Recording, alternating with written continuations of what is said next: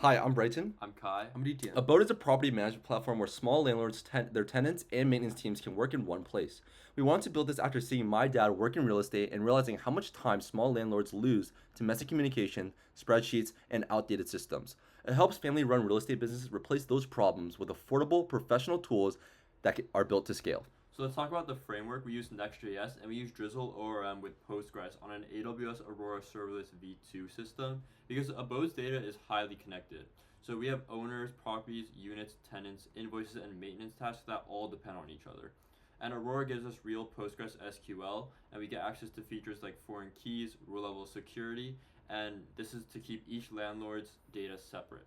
We also use listen and notify systems to support real-time chat, features, and notifications.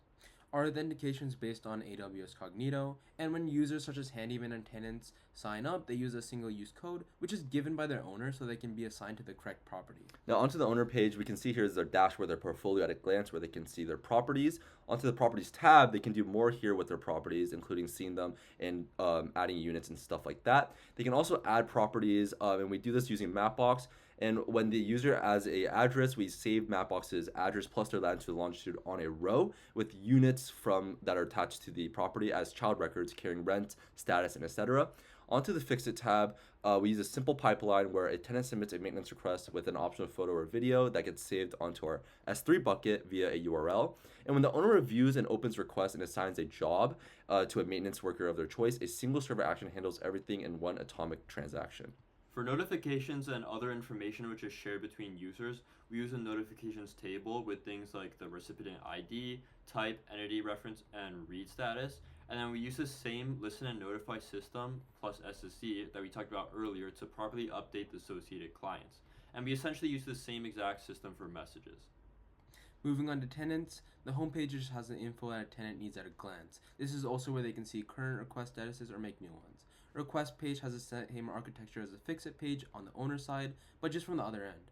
The dues page are how payments are processed and recorded, and also where invoices are being held.